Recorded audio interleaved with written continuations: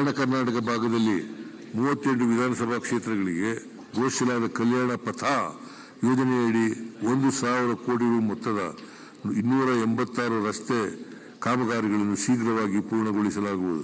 ಗ್ರಾಮ ಪಂಚಾಯಿತಿ ಮಟ್ಟದಲ್ಲಿನ 60 ಕೇಂದ್ರಗಳಲ್ಲಿ ವಿಜ್ಞಾನ, ಕಲೆ, ಸಾಹಿತ್ಯ ಮತ್ತು ವೃತ್ತಿ ಮಾರ್ಗದರ್ಶನ ಕುರಿತಾದ ಚಿಗುರು ಕಾರ್ಯಕ್ರಮಗಳು ಮಕ್ಕಳು ಮತ್ತು ಮಹಿಳೆಯರಿಗೆ ಸಂವಿಧಾನ ಸಾಕ್ಷರತೆ, ಮಹಿಳೆಯರಿಗಾಗಿ ಡಿಜಿಟಲ್ ಮತ್ತು ಆರ್ಥಿಕ ಸಾಕ್ಷರತೆ ಹಾಗೂ ಮಹಿಳಾ ಚುನಾಯಿತ ಪ್ರತಿನಿಧಿಗಳಿಗೆ ಅಧಿಕಾರ ಸಾಕಾರ ಸಾಮರ್ಥ್ಯಾಭಿವೃದ್ಧಿ ತರಬೇತಿ ಕಾರ್ಯಕ್ರಮವನ್ನು ಹಮ್ಮಿಕೊಳ್ಳಲಾಗುವುದು. ಸೌರಶಕ್ತಿಯನ್ನು ಬಳಸಿ ಗ್ರಾಮ ಪಂಚಾಯಿತಿಗಳ ವಿದ್ಯುತ್ ಬಿಲ್ಲಿನ ಹೊರೆಯನ್ನು ತಗ್ಗಿಸಲು ಸಾರ್ವಜನಿಕ ಖಾಸಗಿ ಸಹಭಾಗಿತ್ವದಲ್ಲಿ ಸೋಲಾರ್ ಮೈಕ್ರೋ ಗ್ರಿಡ್ಗಳನ್ನು ಸ್ಥಾಪಿಸಲಾಗುವುದು. ಪಂಚಾಯತ್ ರಾಜ್ ವ್ಯವಸ್ಥೆಯ ಬಲವರ್ಧನೆಗಾಗಿ ಮತ್ತು ಗ್ರಾಮೀಣ ಜನರಿಗೆ ವ್ಯವಸ್ಥಿತ ರೀತಿಯಲ್ಲಿ ಸೇವೆಗಳನ್ನು ಒದಗಿಸುವ ದೃಷ್ಟಿಯಿಂದ ಈ ಕೆಳಕಂಡ ಉಪಕ್ರಮಗಳನ್ನು ಕೈಗೊಳ್ಳಲಾಗುವುದು. ಎಲ್ಲ ಅಗತ್ಯ ದಾಖಲೆಗಳನ್ನು ಹೊಂದಿರುವ ಆಸ್ತಿಗಳಿಗೆ ಪ್ರಮಾಣ ಪತ್ರಗಳನ್ನು ಎದುರಿಸಲು ಈ ಸ್ವತ್ತು ಅಭಿಯಾನವನ್ನು ಆರಂಭಿಸಲಾಗುವುದು. ಪಂಚತಂತ್ರ ತಂತ್ರಾಂಶವನ್ನು ಜಿಲ್ಲಾ ಪಂಚಾಯಿತಿ ಮತ್ತು ತಾಲೂಕು ಪಂಚಾಯಿತಿಗಳಿಗೆ ವಿಸ್ತರಿಸಲಾಗುವುದು. ವಿಕೇಂದ್ರೀಕೃತ ಡಿಜಿಟಲ್ ಗ್ರಂಥಾಲಯಗಳ ನಿರ್ವಹಣೆ ಮತ್ತು ಪ್ರಗತಿ ಮತ್ತು ಸ್ವಸಹಾಯ ಸಂಘಗಳ ಮೂಲಕ ಕೈಗೊಳ್ಳಲಾಗುತ್ತಿರುವ ಘನ ತ್ಯಾಜ್ಯ ನಿರ್ವಹಣೆಯ ಪ್ರಗತಿಯನ್ನು ಪಂಚತಂತ್ರ ತಂತ್ರಾಂಶದ ಮೂಲಕ ನಿರ್ವಹಿಸಲಾಗುವುದು. ಹಿರಿಯ ಅಧಿಕಾರಿಗಳಿಂದ ಗ್ರಾಮ ಪಂಚಾಯಿತಿಗಳನ್ನು ದತ್ತು ಪಡೆದು ಸಮಗ್ರವಾಗಿ ಅಭಿವೃದ್ಧಿಪಡಿಸುವ ಉದ್ದೇಶದಿಂದ ಗ್ರಾಮ ಪಂಚಾಯಿತಿ ದತ್ತು ಕಾರ್ಯಕ್ರಮವನ್ನು ಆರಂಭಿಸಲಾಗುವುದು. ಮಹಾತ್ಮ ಗಾಂಧಿ ರಾಷ್ಟ್ರೀಯ ಉದ್ಯೋಗ ಖಾತರಿ ಯೋಜನೆಯಡಿ ಈ ಕೆಳಕಂಡ ಕಾರ್ಯಯೋಜನೆಗಳನ್ನು ಅನುಷ್ಠಾನಗೊಳಿಸಲು ಉದ್ದೇಶಿಸಲಾಗಿದೆ. ತ್ಯಾಜ್ಯ ನೀರಿನ ನಿರ್ವಹಣೆ ಮತ್ತು 500 ಗ್ರಾಮಗಳಲ್ಲಿ ಬೂದು ನೀರು ನಿರ್ವಹಣಾ ಘಟಕಗಳನ್ನು ನಿರ್ಮಿಸಲಾಗುವುದು.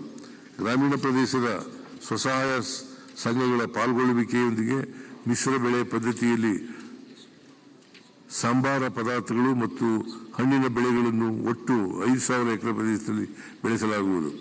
ಗ್ರಾಮೀಣ ಪ್ರದೇಶದಲ್ಲಿ ಹಾದು ಹೋಗುವ ರಾಜ್ಯ ಮತ್ತು ಜಿಲ್ಲಾ ರಸ್ತೆಗಳ 5,000 ಕಿಲೋಮೀಟರ್ ಬದಿಗಳಲ್ಲಿ ಸಸಿಗಳನ್ನು ಬೆಳೆಸಿ ಹಸಿರು ಪಥಗಳನ್ನು ನಿರ್ಮಾಣ ಮಾಡಲಾಗುವುದು. ರೈತರ ಹೊಲಗಳಿಗೆ ಸಂಪರ್ಕ ಕಲ್ಪಿಸುವ ರಸ್ತೆಗಳನ್ನು ಹಂತ ಹಂತವಾಗಿ ಅಭಿವೃದ್ಧಿಪಡಿಸಲು ಕೃಷಿ ಪಥ ಯೋಜನೆಯನ್ನು ಜಾರಿಗೊಳಿಸಲಾಗುವುದು. ರೈತರ ಜಮೀನುಗಳಲ್ಲಿ ಅಂತರ್ಜಲ ಹೆಚ್ಚಳ ಹಾಗೂ ಮಣ್ಣಿನ ಸಂರಕ್ಷಣೆಯನ್ನು ಹೆಚ್ಚಿಸುವ ನಿಟ್ಟಿನಲ್ಲಿ ಕೃಷಿ ಕವಚ ಕಾರ್ಯಕ್ರಮ ರೂಪಿಸಿದ್ದು ಗ್ರಾಮೀಣ ಪ್ರದೇಶಗಳಲ್ಲಿ ಒಟ್ಟು 50,000 ಹೆಕ್ಟೇರ್ ಬದು ನಿರ್ಮಾಣ ಮಾಡಲಾಗುವುದು. ನೀರು ಸರಬರಾಜು ಮೂಲಭೂತ ಸೌಕರ್ಯಗಳ ಸುಸ್ಥಿರ ಮತ್ತು ವೈಜ್ಞಾನಿಕ ನಿರ್ವಹಣೆ ಸಲುವಾಗಿ ಭೌಗೋಳಿಕ ಮಾಹಿತಿ ವ್ಯವಸ್ಥೆ GIS ಆಧಾರಿತ ಮೊಬೈಲ್ ಮತ್ತು ವೆಬ್ ತಂತ್ರಾಂಶವನ್ನು ಅಭಿವೃದ್ಧಿಪಡಿಸಲಾಗುವುದು. ಗ್ರಾಮ ಪಂಚಾಯಿತಿಗಳ ಸುಸ್ಥಿರ ಆದಾಯದ ಮೂಲಗಳನ್ನು ಬಲಪಡಿಸಲು ಗ್ರಾಮ ಪಂಚಾಯಿತಿ ಸ್ವತ್ತುಗಳನ್ನು ಸಾರ್ವಜನಿಕ ಖಾಸಗಿ ಸಹಭಾಗಿತ್ವದಲ್ಲಿ ಆದಾಯದ ಸೃಷ್ಟಿಗೆ ಅನುಕೂಲವಾಗುವಂತೆ ಅಭಿವೃದ್ಧಿಪಡಿಸಲಾಗುವುದು. ಯೋಜನೆ ರಾಜ್ಯದ ಅಭಿವೃದ್ಧಿ ಹಾಗೂ ಪ್ರಾದೇಶಿಕ ಅನುಷ್ಠಾನದ ಬಗ್ಗೆ ಅಧ್ಯಯನ ನಡೆಸಲು ಪ್ರೊಫೆಸರ್ ಎಂ ಗೋವಿಂದರಾವ್ ಅವರ ಅಧ್ಯಕ್ಷತೆಯಲ್ಲಿ ಕರ್ನಾಟಕ ಪ್ರಾದೇಶಿಕ ಅಸಮತೋಲನ ನಿವಾರಣಾ ಸಮಿತಿಯನ್ನು ರಚಿಸಲಾಗಿದೆ. ಸದರಿ ಸಮಿತಿಯು ನೀಡುವ ವರದಿಯನ್ನು ಆಧರಿಸಿ ಪ್ರಾದೇಶಿಕ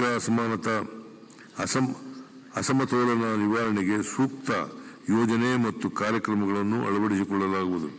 ಕಲ್ಯಾಣ ಕರ್ನಾಟಕ ಪ್ರದೇಶಗಳ ಅಭಿವೃದ್ಧಿಗೆ 5,000 ಕೋಟಿ ರೂಪಾಯಿ ಮೊತ್ತದ ಯೋಜನೆಗಳನ್ನು KKRDB ವತಿಯಿಂದ ಅನುಷ್ಠಾನಗೊಳಿಸಲಾಗುವುದು. ಈ ಕಾಮಗಾರಿಗಳ ಗುಣಮಟ್ಟವನ್ನು ಖಚಿತಪಡಿಸಿಕೊಳ್ಳಲು ವಿಶೇಷ ಕ್ರಮ ತೆಗೆದುಕೊಳ್ಳಲಾಗುವುದು. ಬಯಲುಸೀಮೆ, ಮಲೆನಾಡು ಹಾಗೂ ಕರಾವಳಿ ಪ್ರದೇಶ ಅಭಿವೃದ್ಧಿ ಮಂಡಳಿಗಳಿಗೆ ಒಟ್ಟಾರೆಯಾಗಿ 83 ಕೋಟಿ ರೂಪಾಯಿ ಅನುದಾನವನ್ನು ಒದಗಿಸಲಾಗುವುದು. ರಾಜ್ಯದ ಗಡಿಗಳಲ್ಲಿನ ಮೂಲಸೌಕರ್ಯ ಹಾಗೂ ಸಾಮಾಜಿಕ ಸುಧಾರಣೆ ಕಾರ್ಯಕ್ರಮಗಳನ್ನು ಪರಿಣಾಮಕಾರಿಯಾಗಿ ಜಾರಿಗೊಳಿಸಲು ಗಡಿ ಅಭಿವೃದ್ಧಿ ಪ್ರಾಧಿಕಾರವನ್ನು ಯೋಜನಾ ಇಲಾಖೆಯ ವ್ಯಾಪ್ತಿಗೆ ತರಲಾಗುವುದು.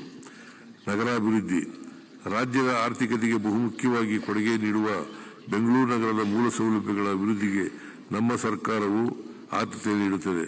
ಪ್ರತಿ ವರ್ಷ ನೀಡುತ್ತಿರುವ 3,000 ಕೋಟಿ ರೂಪಾಯಿ ಅನುದಾನವನ್ನು ಪ್ರಸಕ್ತ ವರ್ಷದಲ್ಲಿ 7,000 ಕೋಟಿ ರೂಪಾಯಿಗೆ ಹೆಚ್ಚಿಸಲಾಗುವುದು.